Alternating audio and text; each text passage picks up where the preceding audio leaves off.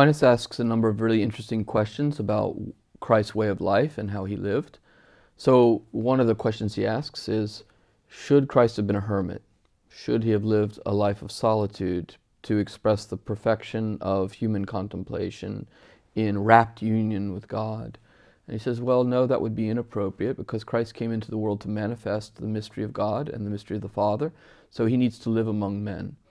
And so his way of life is apostolic. He's sent into the world to have contact with other people. He's coming to teach, to preach, to perform miracles, and ultimately to publicly suffer and die. So there's a way in which Christ's life is eminently public.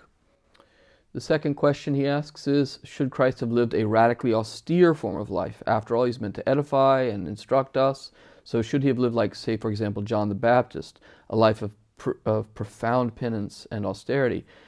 We don't see that. We see Christ eating and drinking with sinners. We see him living among other people in ordinary life. And Aquinas says this is appropriate because he came to bring the gospel to those who have need of it, not simply to live separate from them, but they are often people who are living ordinary lives from economic necessity, but also they have human mediocrity, and Christ came to save sinners, so he came to live among us in our normalness, in our poverty, in our limitations, and so there's a way in which he should fraternize with us precisely so as to teach and instruct us and to encourage us to believe that he can forgive the sins of ordinary people in the midst of their lives.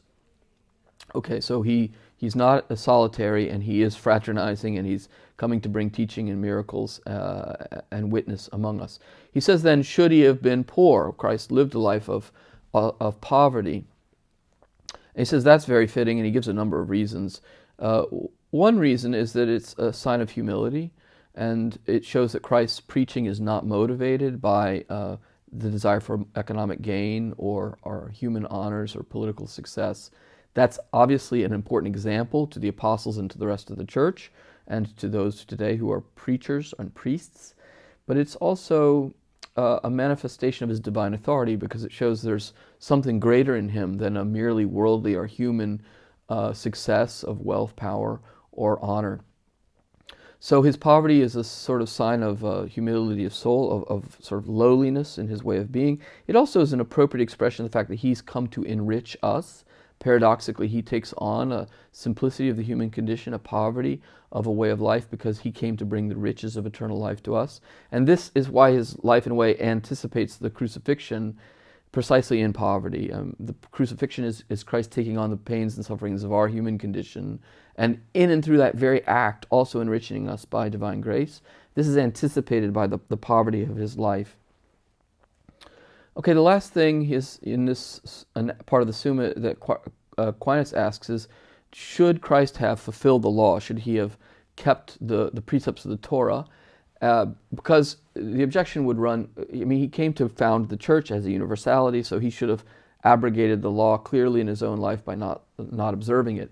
And he says, no, that's not fitting. Christ fittingly lived as a pious Jew of the time of his era. And this is significant because the promises made to the people of the first covenant are meant to be fulfilled by the Messiah in accordance with the prophecies of the old law.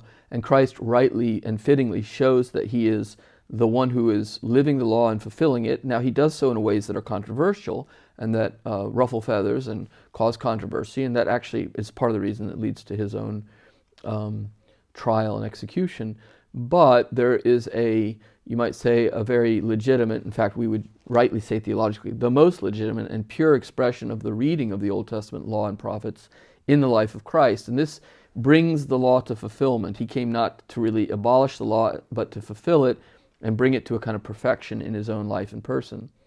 The other thing that Aquinas says about this is it wasn't fittingly in the scope of the life of Christ on earth to open the covenant up to others so much as to accomplish the fulfillment of the covenant in the crucifixion and resurrection, and then in the commissioning of the apostles to open the covenant to others. So it's the apostles who are sent out after the crucifixion has, in a way, fulfilled the old law for the sake of the Jews and the whole world, and the covenant has been opened in the blood of Christ through baptism in the Eucharist, that the apostles are sent out to be the church for the whole world.